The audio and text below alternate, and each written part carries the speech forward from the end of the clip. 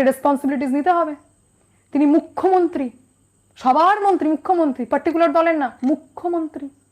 তিনি যেমন নিজে থেকে বলছিলেন প্রেস কনফারেন্সের মাধ্যমে যে আমাদের দলের লোকজনকে না আরএসএস, আরএসএস কি, আরএসএস আপনার পাকা ধানে মই দিয়েছে, আরএসএস আরএসএস করে টার্গেট করছেন আপনি, কি সমস্যা আরএসএস কে নিয়ে? এটা হিন্দু সংস্থা।